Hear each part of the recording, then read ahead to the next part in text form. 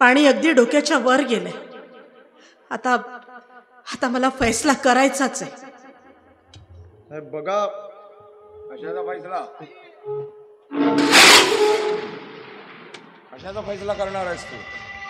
करणार आहे मी फैसला. आधी मला सांगा तुम्ही काय ठरवलं? कशाबद्दल बोलतेस मला नाही कळलं. नाही कळलं? नाही कळलं तुम्हाला? नाही. मी कशाबद्दल बोलते हे तुम्हाला चांगलंच माहिती आहे. तुम्ही आणि तुमच्या त्या मित्रांनी मिळून त्या साधनावर बलात्कार केला. हे बघा, अजूनही वेळ गेलेली नाहीये. पोलीस तुमच्यापर्यंत येऊन तुम्हाला पकडण्याऐवजी तुम्ही स्वतः सरेंडर करा, पोलिसांच्या स्वाधीन व्हा. तू माझी बायको आहेस का दुश्मन आहेस? मला तुरुंगात पाठवून तू काय विधवेचं जीवन जगणार आहेस का?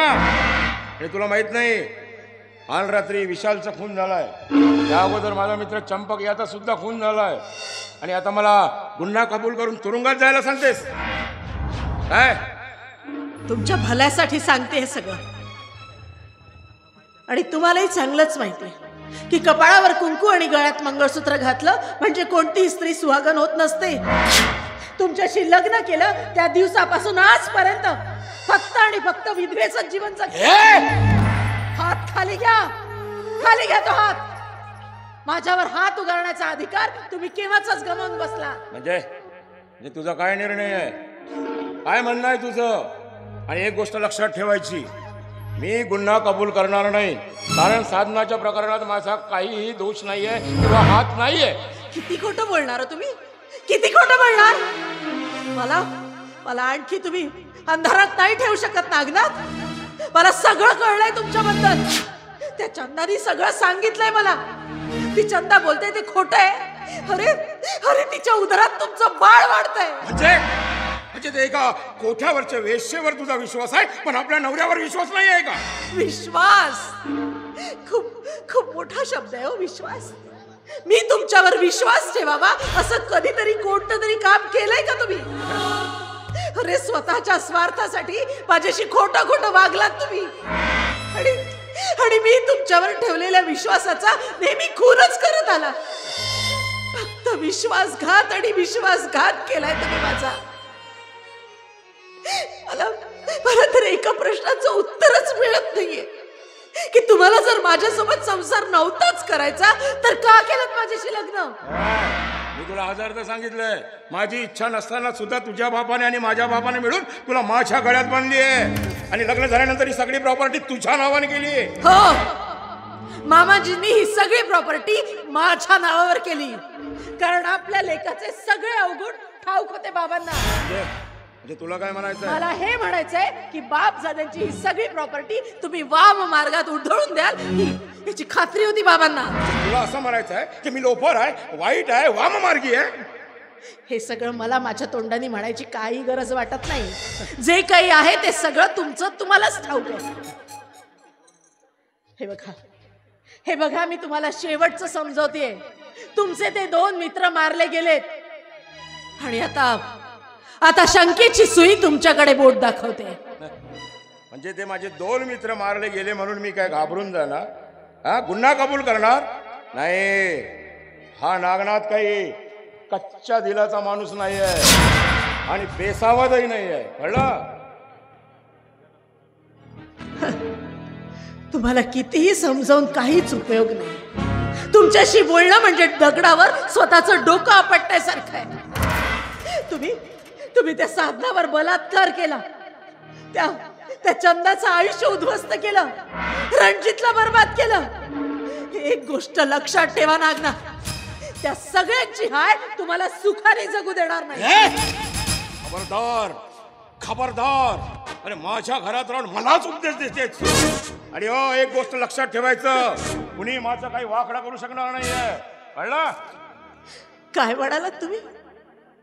तुमचं घर नाही?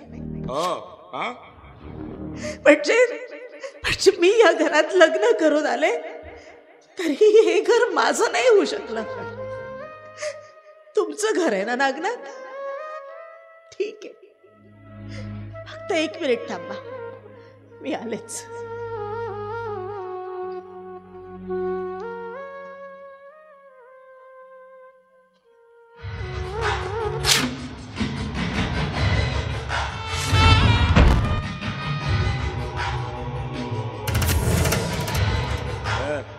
कुठे निघालीस? निघाली या तुमच्या घरातून. घर कसलं? तुमचा हा भूत महाल सोडून मी कायमची जाते, परत कधीही न येण्यासाठी.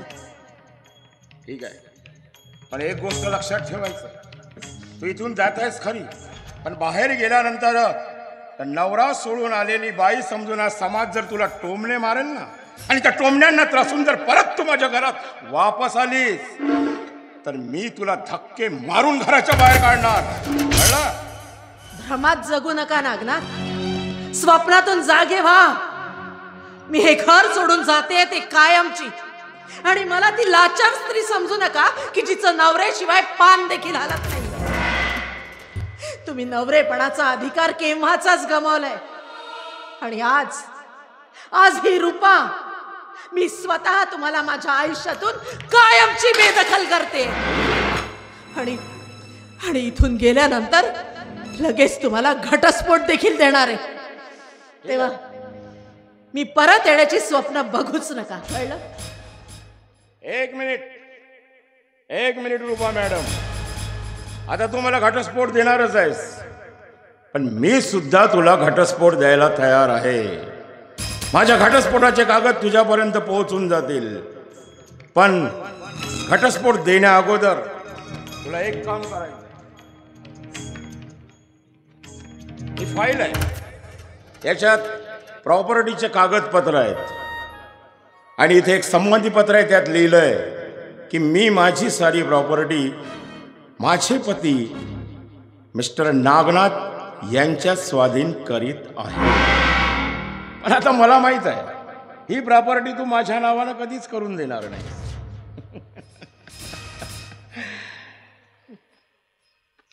काय म्हणालात Nagnath? Property property property property. आयुष्यात प्रॉपर्टी शिवाय दुसरं कधीच काही दिसलं नाही तुम्हाला? कुठल्या प्रॉपर्टी बद्दल बोलताय तुम्ही? या तुमच्या या एवढ्या प्रॉपर्टी बद्दल? ही जी तुमची प्रॉपर्टी आहे ना, यापेक्षा कितीतरी पटीनं जास्त प्रॉपर्टी माझ्या बापाने खैरात मध्ये दिली आहे. तेव्हा तुमच्या या प्रॉपर्टीचा मला अजिबात मोह नाही. द्या ना.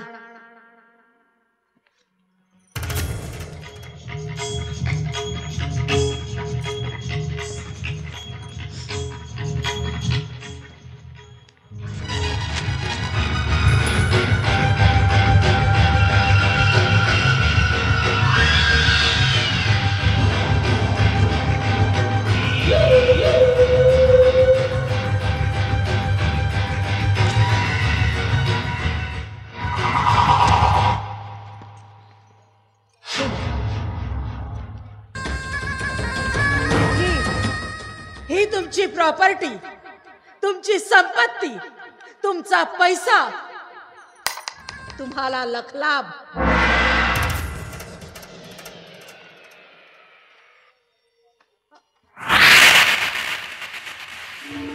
आणि हो नागनाथ, आज ही प्रॉपर्टी तर तुम्हाला दिली आहे मी, पण मला खात्री आहे की तुमच्या या प्रॉपर्टीला एक दिवस कोल्हे कुत्रे सुद्धा खाणार नाही. लक्षात ठेवा.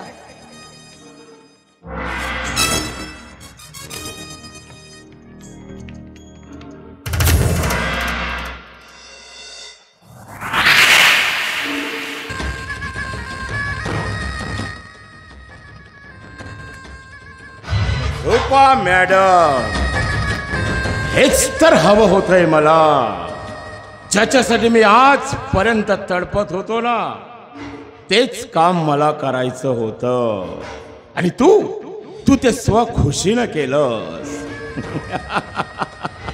अगं तुला माझी गरज नाहीये, आणि मलाही तुझी गरज नाही. मला हवी होती फक्त ही प्रॉपर्टी. कारण प्रत्येक वेळेस मला तुझ्याजवळ हात पसरवावं लागत होतं, पण आता नाही. आता तर हा नागनाथ खऱ्या अर्थानं या सगळ्या प्रॉपर्टीचा एकमेव मालक झालाय. आता या प्रॉपर्टीचा विल्हेवाट कसा लावायचा ना, हे मी ठरवेन.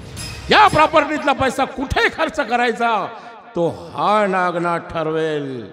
रूपा मॅडम आता खऱ्या अर्थानं मी झालो या राजवाड्याचा राजा.